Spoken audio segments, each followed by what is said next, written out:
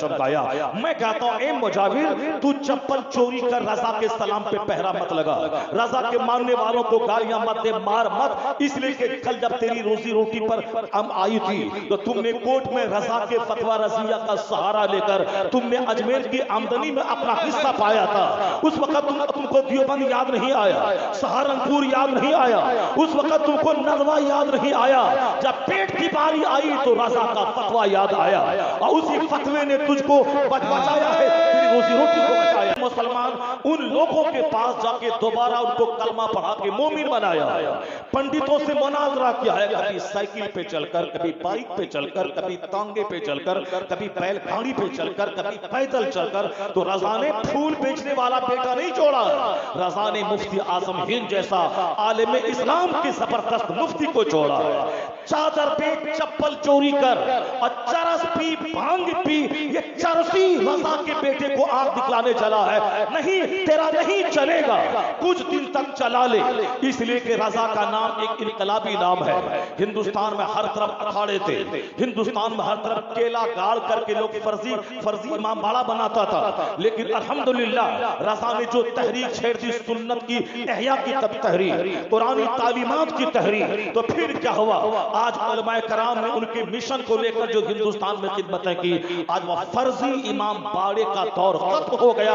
اب حسین کی شہادت کے ذکر کی محفل منعقد ہونے لگی, ورنہ پہلے جاہلوں کی طرح ان رافضیوں کے طور پر لوگ عمل کرتے تھے, مگر فرضی کربلا آج مٹ رہا ہے, فرضی امام باڑے کا دور ختم ہو گیا ہے. آج سبیلیں لگائی جاتی ہیں, حسین کی شہادت کا پر خطاب ہو رہا ہے, گلی گلی محفلیں منعقد ہو رہی ہیں, اپنے اس بہادر یودھا کو سلامی پیش کی جا رہی ہے. ان کی شہادت کا ماتم نہیں ہوتا ہے, ماتم بزدل کرتا ہے, ماتم کاہل کرتا ہے. ہم سنی اپنے شہیدوں کا ماتم نہیں کرتے, ہم ان کی بہادری کا خطبہ پڑھتے ہیں, ہم ان کے صبر کا خطبہ پڑھتے ہیں, ہم ان کے اسلام کے تحفظ کرنے کو داد دیتے ہیں کہ حسین نے اپنا گھر نہیں بچایا, اپنے بیٹوں کو نہیں بچایا, سب کچھ لٹا کے اسلام بچایا.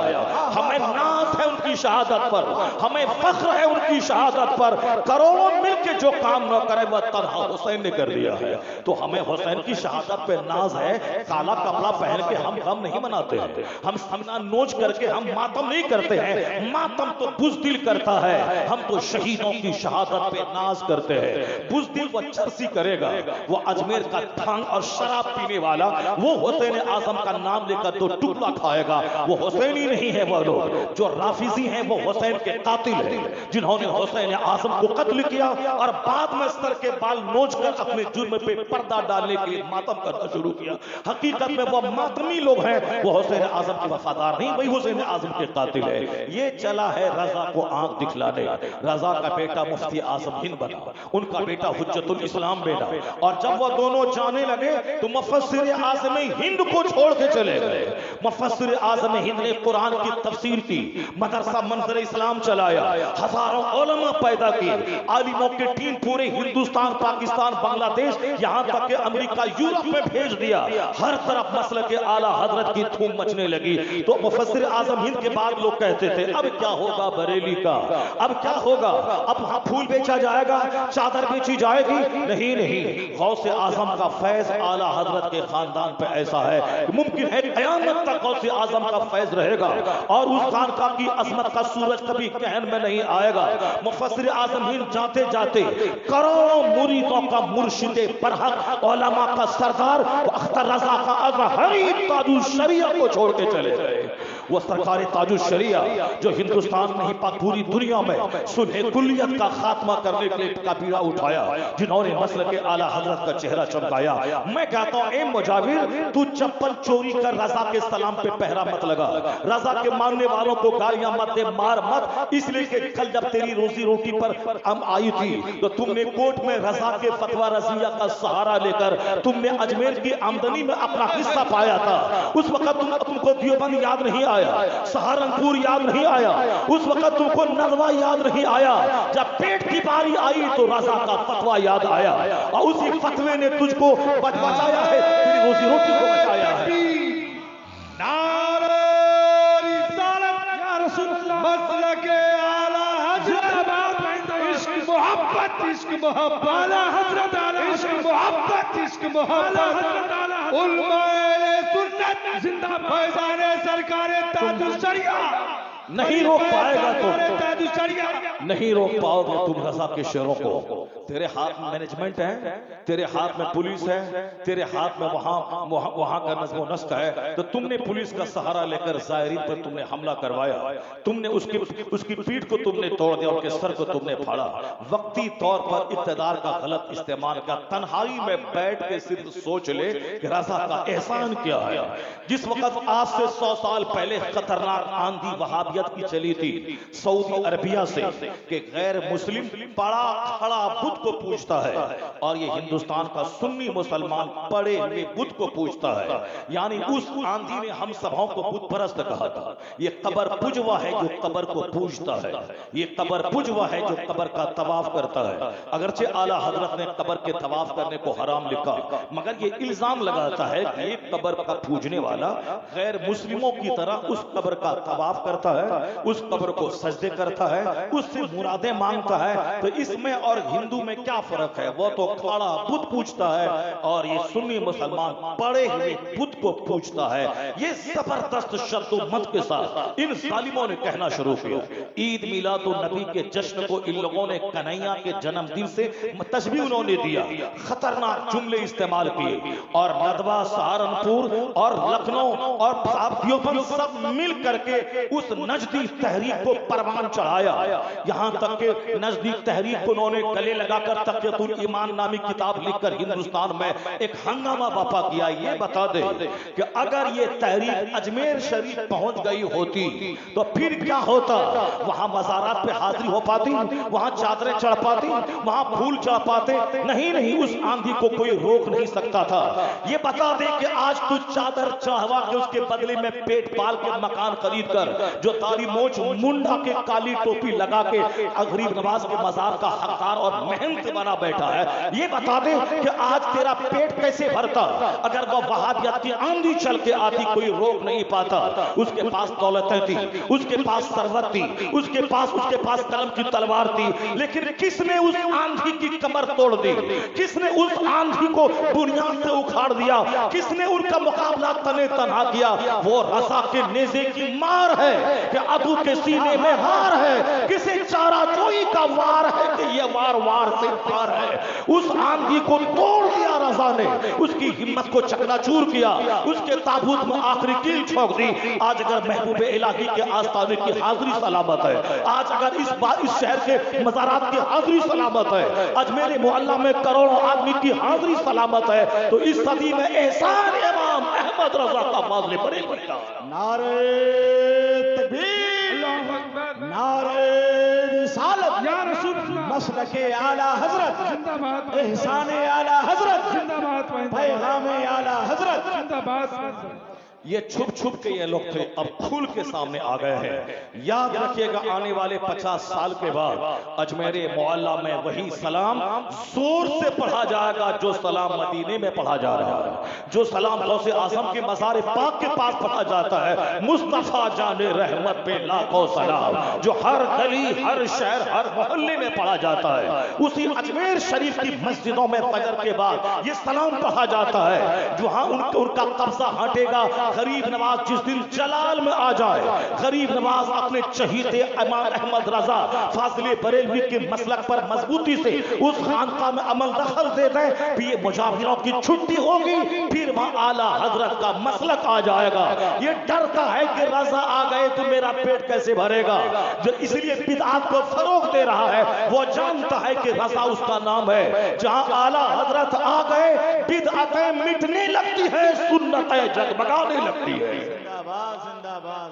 اس لیے جو بھی جاہل ہے, جس کے پاس علم نہیں ہے, وہی چاہتا ہے کہ اعلیٰ حضرت یہاں نہیں آئے, اعلیٰ حضرت کی فکر یہاں نہیں آئے.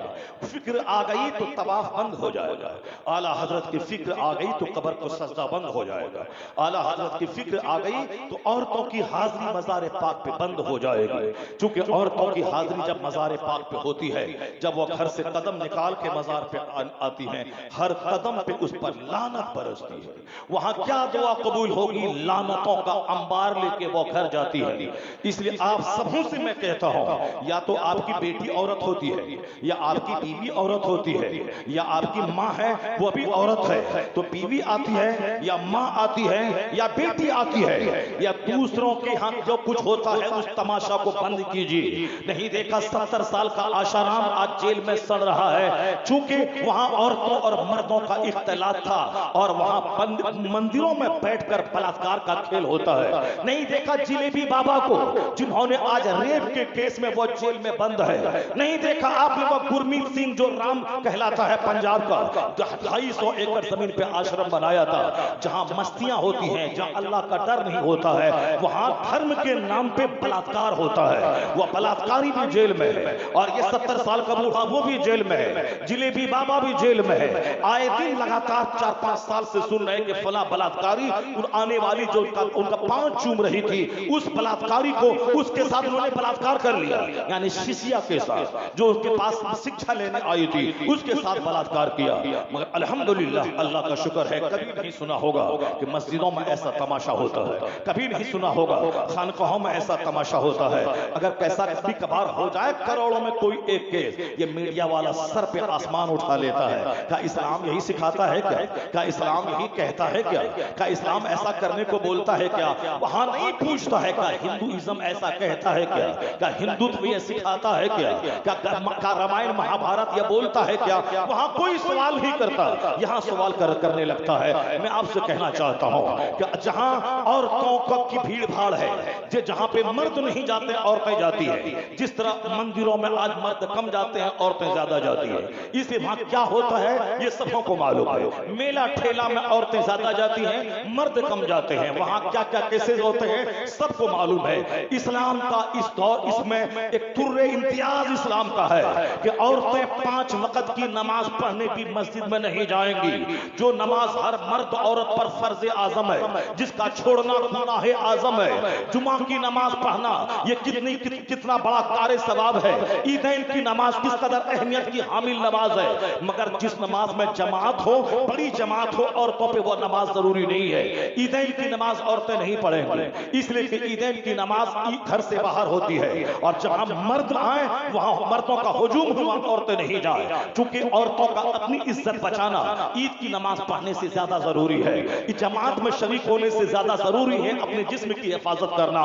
اسی لیے عورتوں پہ عید کی نماز واجب نہیں ہے، وہ نہیں پڑھیں اس کو کوئی گناہ نہیں ہوگا۔ مرد جو باہر جا کے پڑھیں گے وہ گھر میں رہ کر شوہر کی خدمت کریں، وہی ثواب ان کو گھر میں رہنے کے بعد مل جائے گا۔ جمعہ کی نماز عورتیں نہیں پڑھیں مسجد میں، وہ اپنے گھر میں رہیں، شوہر کی نماز پڑھ لیں۔ جمعہ کا ثواب جو مردوں کو ملے گا وہی ثواب شوہر کی نماز پڑھنے کے بعد عورتوں کو ملے گا، چونکہ عورتوں کو تنہائی میں رہنا زیادہ ضروری ہے، اس کی عزت کی حفاظت ضروری ہے، اس کے چہرے کی حفاظت ضروری ہے، اسے مسجدوں کے ماحول کو پامال کرنے سے بچانا ضروری ہے، ورنہ جو کچھ میلہ میں ہو رہا ہے، جو کچھ مندروں میں ہو رہا ہے، جو کچھ ان کے آشرم میں ہو رہا ہے، وہ سارا تماشا مسجدوں میں ہوتا، وہاں نماز کم ہوتی، یہ لچے لفنگے گٹکا خور جو گلی میں گھوم کر دوسری عورتوں کے پر نگاہیں بری ڈالتے ہیں۔ ابھی عرس کے نام پہ ہم نے تھوڑی سی آزادی دی، یعنی ہم نے عالموں کی بات کو ٹھکرا دیا، اپنے پیروں کی بات کو ٹھکرا دیا، ہم نے مولانا کی بات کو طاق پہ رکھ دیا، ہم نے اب مسلک اعلیٰ حضرت کے جو دفعات ہیں عورتوں کی حاضری نہ ہو ہم نے اس دفعات کو طاق پہ رکھ دیا، تو تماشا کیا ہوا؟ تماشا وہی ہوا، تقریر میری لوگ کم سن رہے ہیں اور لوگ چوراہے پہ بیٹھ کر دوسروں کی بیٹی کو غور سے دیکھ رہے ہیں، آنے والی عورتوں کو چھیڑ رہے ہیں، مزارات پہ وہی سب کام ہو رہا ہے جو کام دوسرے لوگ اپنے آشرم اور اپنے میلہ ٹھیلا میں کرتے ہیں۔ ادھر قوالی ہو رہی ہے، ادھر درجنوں لڑکیوں کو لوگ بھگا کے لے جا رہا ہے اور پھر ہم مزار بزرگوں کے مزار کے نام پہ ریپ ہو رہا ہے۔ ہم مسلک اعلیٰ حضرت کو تم نے کمزور کیا، وہ سارا تماشا ہونے لگا، اس لیے اسلام نے جمعہ کی نماز عورتوں پہ فرض نہیں کیا، ورنہ جو کام آج یہاں ہو رہا ہے وہی کام مسجدوں میں جمعہ کے دن ہوتا، وہی کام عیدگاہ پہ ہوتا، وہی روزانہ 5 ٹائم مسجدوں میں ہوتا۔ اسلام پیورٹی کا مذہب ہے، اسلام پاکیزگی کا مذہب ہے، اسلام تقدس کا مذہب ہے۔ اگر عورتیں بگڑ گئی تو معاشرہ بگڑ جائے گا، اگر عورت کا چہرہ خراب ہوا تو آنے والی نسلیں دلال ہو جائیں گی، آنے والے بچے چور ہو جائیں گے، آنے والے بچے غلیظ ہو جائیں گے، آنے والی نسلیں ڈکیت ہو جائیں گی۔ اس لیے مردوں سے زیادہ عورتوں کا نیک رہنا ضروری ہے، پاکیزہ ہونا ضروری ہے، چونکہ قانون ہے جب ماں بہک گئی تو بچے کا بہکنا طے ہے، اور جب ماں سیدہ زلیخا ہو 80 سال کو عمر میں بھی چہرہ غیر مرد نے نہیں دیکھا، سر سے دوپٹہ نہیں ہٹا۔ جب ماں ایسی ہو تو اس کا بیٹا محبوب الہی پیدا ہوتا ہے، اور جب ماں ایسی ہو جو ماں اپنے زیورات کو گروی رکھ کر منظر اسلام کی مدرسین کی تنخواہ دلائے، رات میں تہجد پڑھے اور اپنا چہرہ غیر مردوں سے بچائے، اگر ماں ایسی ہو اور پاک مفسر اعظم ہند جیسا ہو، اسی کا بیٹا کروڑوں مرید کا مرشد برحق اختر رضا کا ازاری تاج الشریعہ پیدا ہوتا ہے۔ نعرہ رسالت یا رسول اللہ، مسلک اعلی حضرت زندہ باد بستی بستی قریہ قریہ تاج الشریعہ، تاج الشریعہ، خلیفہ تاج الشریعہ۔ اس لیے اسلام نے عورتوں کے پردے کا خصوصی اہتمام کیا ہے۔ عورتیں مسجد میں نہیں جائیں گی، عورتیں جماعت سے نماز نہیں پڑھیں گی، عورتیں عیدین کی نماز نہیں پڑھیں گی، عورتیں جمعہ کی نماز نہیں پڑھیں گی، وہ ظہر کی نماز گھر میں پڑھیں گی، چونکہ ان کا پاکیزہ رہنا ضروری ہے، ان کا سیف رہنا ضروری ہے، چونکہ مرد کے پیٹ میں بچہ نہیں رہتا ہے، بچہ 9 مہینے اپنی ماں کے پیٹ میں رہتا ہے۔ مرد اپنا دودھ نہیں پلاتا ہے، بلکہ 2 سال تک ماں اپنی چھاتی کا دودھ اپنے بچوں کو پلاتی ہے، تو بچہ زیادہ اٹیچ ماں سے رہتا ہے، 9 مہینے ماں کے پھکم میں رہتا ہے، اور 2 سال تک ماں کے سینے کا دودھ پیتا ہے، اور 10 سال تک ماں کی گود میں رہ کر ماں کا کیریکٹر بچہ اپنے اندر میں ابزرو کرتا ہے۔ اس لیے اگر ماں بہتی رہی، بچوں کی زبان بہک جائے گی، بچوں کی سوچ بہک جائے گی، بچوں کی فکر بہک جائے گی۔ اگر یہ دودھ کا قطرہ خراب رہا تو آنے والا بچہ حرام خور پیدا ہوگا، بچہ شریر پیدا ہوگا، بچہ دلال پیدا ہوگا۔ اگر ماں سیف رہی تو پھر کیا ہوگا؟